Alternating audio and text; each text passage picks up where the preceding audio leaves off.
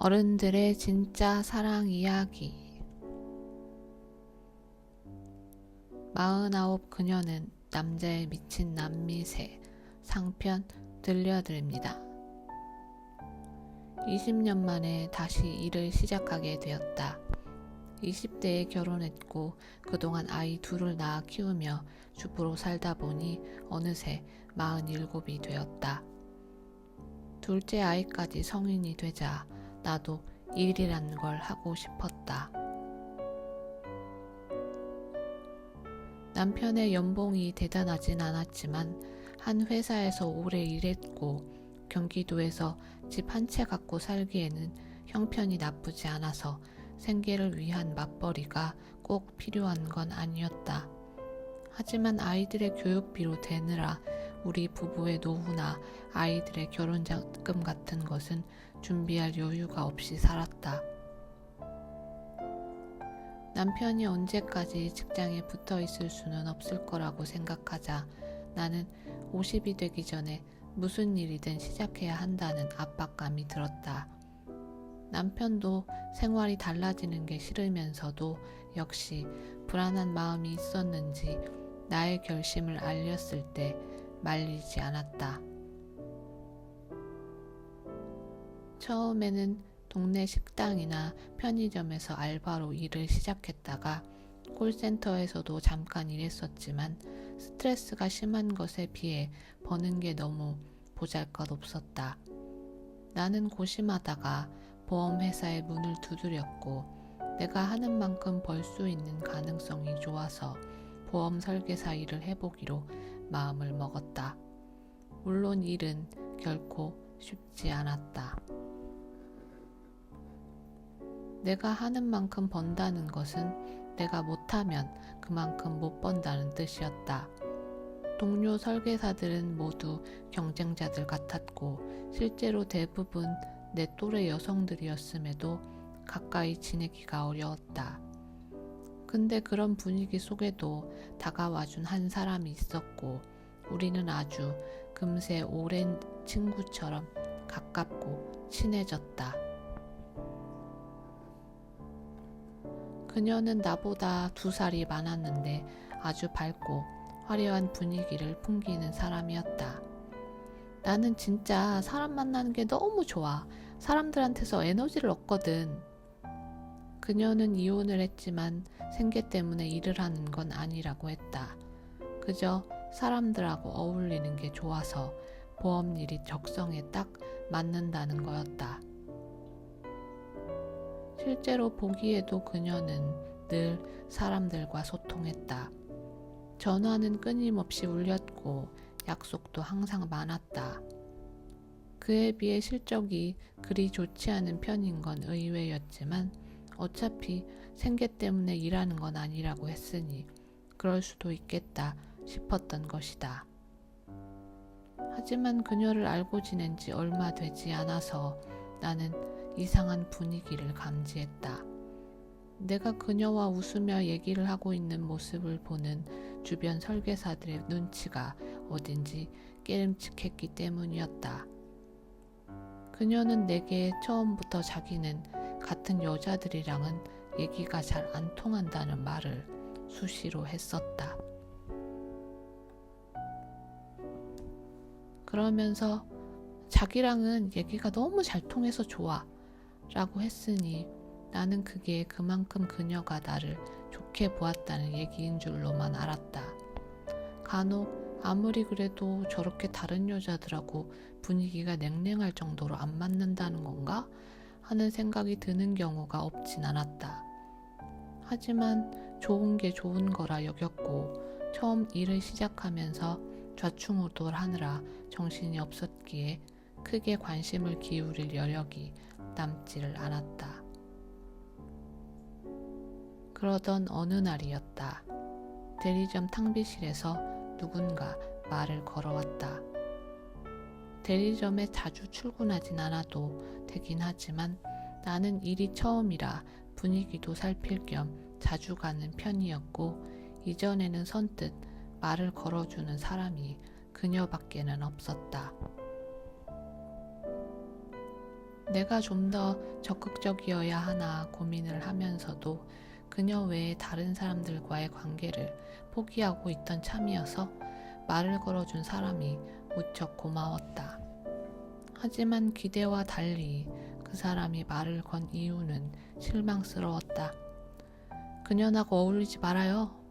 네? 다짜고짜 욕이라니 나는 너무 어리둥절했다. 그 남미세년이랑 어울려서 좋을 거 하나도 없다고요. 여기서 이런 말 해주는 사람 나밖에 없으니까 새겨들어요. 남미세라니 남자에 미친 그런 여자를 뜻하는 말이 그녀의 별명처럼 불리고 있다는 걸 나는 그때 처음 알았다. 이게 그녀가 다른 여자들과 통하지 않는다는 사례 중 하나에 불과한 건지 나는 파악하기가 어려웠다. 내게 말을 건 50대 여자는 다른 사람들이 들어온 걸 보자 금방 떠나갔고 나는 또 혼자 남았다. 그리고 나는 금방 결론을 내렸다. 그녀가 남자에 미친 여자라고 하더라도 그게 나와 무슨 상관이 있지? 여자가 남자 좋아하는 건 당연하고 그녀는 유부녀도 아닌데. 나는 그녀를 만나면 오늘 있었던 얘기를 할까 말까 고민하다가 그냥 잊어버리기로 결정했다. 왜 그녀가 다른 여자들을 좋아하지 않는지 확실히 알게 되었으니 다른 사람들이 내게 다가와 주지 않아도 이제는 하나도 아쉬울 것 같지 않았다. 지금 생각해보면 그때 나는 정말 너무너무 어리석었다. 어른들의 진짜 사랑 이야기. 49 그녀는 남자에 미친 남미세 하편으로 이어집니다.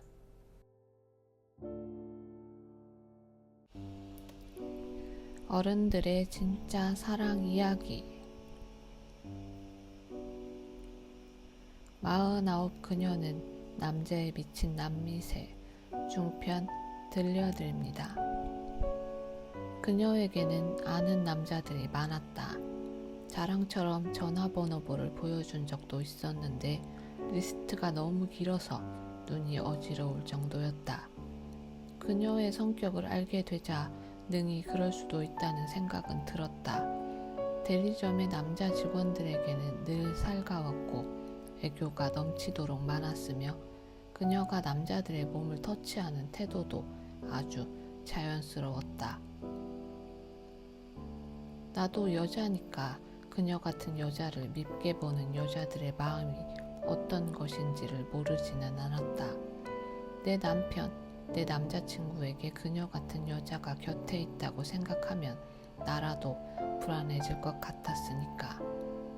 하지만 나는 그때까지는 그런 일을 당하거나 그녀 같은 여자와 가까이 지내본 적이 없었으니 상황 파악은 좀 안 됐던 셈이다. 무엇보다 그녀가 불륜을 저지르거나 애초에 임자 있는 남자를 유혹하려 하지만 않는다면 그냥 사람 좋아하고 남자 좋아하는 게 무슨 문제가 될까 하는 마음이 가장 컸다. 그랬던 내게 그런 마음을 고쳐먹게 된 계기는 너무 갑자기 찾아왔다. 대리점 앞에서 남편을 만나기로 한 날이었다. 우리의 결혼기념일이어서 서로 선물을 주고받지는 않아도 그럴듯한 식당에 가서 식사를 하기로 한 것이었다. 사실 아이들이 커가고 결혼 10주년이 넘게 되자 기념일은 점점 더 안 챙기게 되었다. 하지만 내가 본격적으로 일을 시작하면서 맡게 된 기념일이니만큼 이번만은 꼭 챙겨주고 싶은 마음이 남편에게는 있는 것 같았다. 그날 대리점에서 만나게 된 그녀는 내가 남편과 만나서 식사를 할 거라고 말했을 때는 흘려듣는 것 같더니 내가 남편의 전화를 받고 자리에서 일어나자 바로 따라 나섰다.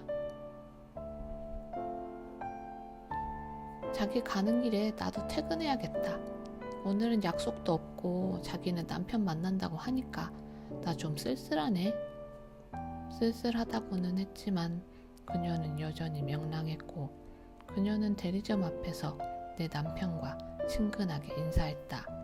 안녕하세요. 반가워요. 신랑이 3살이 많다고 자기가 그랬잖아. 근데 전혀 그렇게 안 보이세요. 진짜 몸도 너무 좋으시고 배우 같으시다. 나는 그녀가 말하면서 남편의 팔뚝을 살짝 스치듯이 만지는 걸 보았다. 남편은 그녀의 칭찬이 그저 좋은지 아유 아닙니다 하면서 그저 웃고만 있었는데 나는 문득 빨리 이 자리를 떠나야겠다는 느낌이 들어서 남편의 팔을 잡아 끌었다. 갈게요 언니. 대리점 근처에 주차해 둔 남편의 차로 걸어가면서 나는 묘한 불안감이 들기 시작했다. 그리고 그 불안감은 예상 못한 형태로 실체를 드러냈다. 결혼기념일로부터 일주일이 채 못 돼서 대리점에 난리가 났다. 대리점에는 나와 그녀를 포함해서 5-6명 정도가 있었는데 별안간 그녀의 이름을 비명처럼 크게 부르면서 내 또래의 여자 2명이 들이닥쳤다. 누구냐고, 안 나와?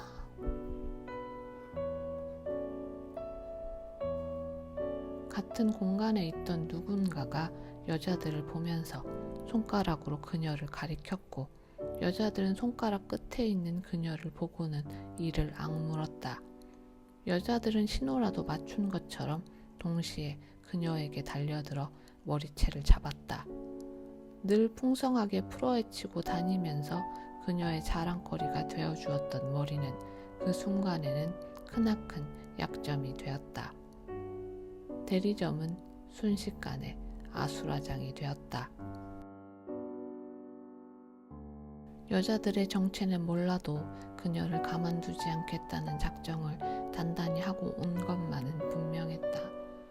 드자비가 길지는 않았다.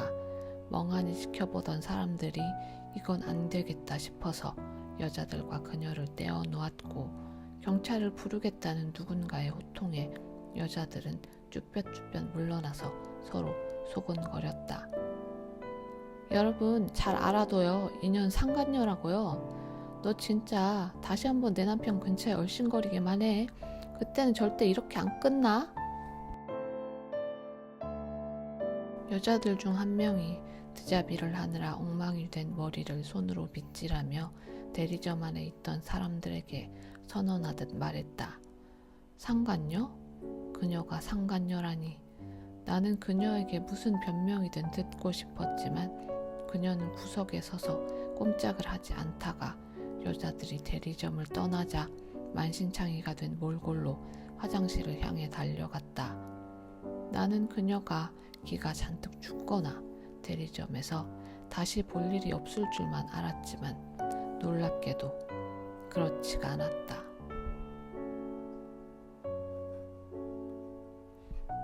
다음 날 바로 대리점에서 그녀를 발견하고는 깜짝 놀랐는데 그녀는 아주 말짱한 얼굴로 전날에 아무 일이 없었던 양 평소와 같이 제잘거렸다. 그리고 그날 내게 더 놀라운 일이 벌어졌다. 퇴근을 하는데 대리점 앞에서 그녀와 내 남편이 서로 웃으며 얘기를 나누고 있었던 것이다. 나는 그 상황이 어리둥절해서 한동안 보고만 있었는데 두 사람은 서로가 낯선 사람들답지 않게 바짝 가까이 서 있었고 그녀는 말을 하면서 내 남편의 팔을 살짝살짝 건드리거나 잡았다. 나는 더 이상 지켜보고만 있지 못하고 그들 앞으로 나섰다. 자기 무슨 일이야? 여기 왜 왔어? 아, 같이 퇴근할까 해서 왔지? 왜 전화를 안 했는데? 도착해서 하려고 했는데 마침 앞에서 이분을 만나서 정신이 없었네. 남편은 뭐가 그리 기분이 좋은지 희죽희죽 웃으며 그녀에게서 눈을 떼지 못했다. 진짜 자기 신랑 너무 재밌으시다. 자기는 진짜 좋겠어. 남편이 잘생기고 유능하고 재밌어서. 나는 두 사람 사이에 떠도는 미묘한 기운이 아주 불쾌해져서 남편의 팔을 잡았다. 내가 팔을 끌자 그는 좀 저항하는 듯 뻗대며 다음에 또 보자는 말로 그녀에게 인사를 하고는 나를 따라왔다. 내게 끌려오면서도 여전히 싱글벙글하는 남편의 얼굴을 보며 나는 차마 아무것도 묻지 못했다. 내가 모르는 뭔가가 있었고 나는 그게 내가 절대 알고 싶지 않은 무언가라는 걸 직감하고 있었다. 어른들의 진짜 사랑 이야기 49. 그녀는 남자에 미친 남미새 하편으로 이어집니다. 어른들의 진짜 사랑 이야기 49. 그녀는 남자에 미친 남미새 하편 들려드립니다. 그녀는 남자들은 자기한테 보험이라고 했다. 사람은 좋아하지만 여자들하고는 안 맞으니 남자들하고 어울려야 하는데 혹시 모르니까 많이 알아두는 게 좋다고. 보험은 많으면 많을수록 좋은 거 아니냐고. 그러면서 그녀는 남자들은 단순해서 잘 웃어주고 우쭈쭈만 해주면 다루기가 쉬워서 좋다고도 했다. 나는 그때 어떤 남자든 상관없냐고 묻고 싶은 걸 애써 참았었다. 기혼이든 미혼이든 만나는 사람이 있는 남자든 상관없이 다 보험으로 만드는 건지가 궁금했지만 너무 도를 넘는 말 같았던 것이다. 나는 그녀가 이혼한 이유에 대해서 물어본 적도 없었다. 부부 사이의 일은 부부만 아는 것이니 내가 궁금해할 것도 아니고 그녀가 고지고대로 답해줄 것 같지도 않았다. 너무 흔한 사유인 바람이나 경제적 문제 혹은 시집살이나 성격 차이 등등 이혼의 이유는 차고 넘쳤다. 그녀를 알고 지내다 보니 그녀가 남자를 대하는 태도가 문제가 된 것은 아닐까 하는 생각을 하게 되긴 했다. 그녀가 남자들을 보험으로 생각하고 알고 지내는 사람들이 많으면 많을수록 좋다고 생각하는 건 확실히 정상은 아니었으니까. 대리점에서 그녀가 머리채를 잡힌 사건이나 내 남편을 대하는 그녀의 태도가 불편해져서 나는 그녀와 좀 거리를 두기로 마음을 먹었다. 상간녀라는 단어가 그녀를 볼 때마다 떠올랐고 머리채를 잡히면서도 한마디 변명이나 저항도 하지 못했던 걸 보면 그녀가 불륜을 저지른 게 어느 정도 사실일 수 있겠다는 생각도 들었다. 그녀는 나를 이전과 변함없이 대했지만 나는 점점 더 불안해졌고 그 불안에 남편이 불을 질렀다. 남편이 갑자기 멋을 부리기 시작했다. 결혼한 이후로 그는 외모에 신경을 거의 쓰지 않고 살았다. 옷을 사다 주면 하는 말이라고는 불편하다, 색이 너무 화려하다, 너무 눈에 띌 것 같다 정도였고 남편은 그저 내가 입으라는 것만 입는 남자였다. 결혼 전에 데이트를 할 때 그렇게 외모를 꾸미던 남자는 어디 갔나 싶어서 서운한 마음이 없지는 않았지만 결국 부부란 게 그런 거라고 인정하면서 살기는 어렵지 않았다. 그런 남자가 이제 나이 50이 돼서 외출할 때마다 한참 동안 옷을 고르고 입었다 벗었다를 반복하고 가늘어진 머리카락을 풍성해 보이게 하려고 가진 애를 썼다. 나는 왜 이렇게 안 하던 짓을 하냐고, 여자라도 생겼냐고 대수롭지 않은 척 물었고 남편은 화들짝 놀라면서 오히려 내게 화를 냈다. 대체 너는 네 남편을 뭘로 보는 거냐고 호통을 치면서. 대리점에서 보는 그녀는 이전과 달라진 듯 여전한 듯 묘하기만 했다. 끊임없이 전화 통화를 하고 약속이 많은 건 똑같았지만 중간중간 전화가 올 때 내 눈치를 보면서 자리를 옮기는 게 나는 영 깨름칙하기만 했다.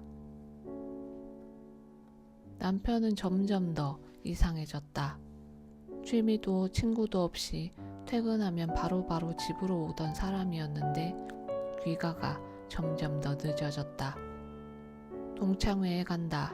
회식이 있다. 이제라도 취미를 찾아보려 한다. 상갓집에 가야 한다 등등 핑계는 다양하고 많았다. 분명 내가 모르는 뭔가가 있었는데 너무 불안해서 그걸 알고 싶기도 모르고 싶기도 했다. 나의 불안이 극에 달할 즈음에 자기 말을 새겨 들으라던 여자가 다시 다가왔다. 그녀한테 남편 뺏긴 여자가 여기만 해도 둘이에요. 네? 당한 여자들은 지금 어떻게 사는 줄도 모르는데 남의 남자 뺏은 년은 얼굴 빳빳이 들고 다닌다고요. 그녀가 설계사 동료들의 남편과 바람을 피웠다는 이야기에 나는 경악할 수밖에 없었다. 그녀는 늘 자기는 여자들이랑 얘기가 너무 안 통하고 여자들이 항상 자기를 질투해서 뒷얘기를 하는 것이라고 그랬었는데 나는 다른 사람 말만 듣고 그녀를 오해하는 건 아닌지 걱정했지만 분위기를 보니 괜히 나온 말이 아닌 것 같았다. 실제로 대리점이 아수라장이 될 정도로 그녀는 봉변을 당했으면서도 내게 해명 비슷한 말도 해준 적이 없었다.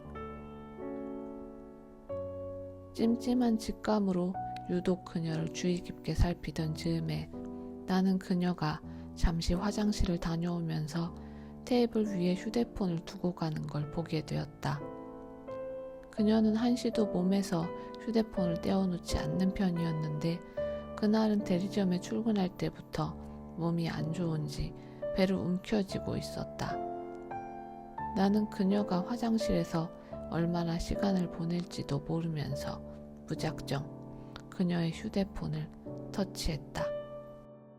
막상 그녀의 휴대폰에서 뭔가를 찾아야 할지를 몰라서 나는 한동안 헤매다가 사진첩을 열기에 이르렀다. 꽃과 음식, 자신의 셀카로 도배된 사진첩에는 남자들과 함께 찍은 사진들이 꽤 많았다. 나는 그 수많은 사진들 중에 아주 낯익은 얼굴, 내가 아주 오래 보아온 얼굴인 남편의 얼굴을 발견했다.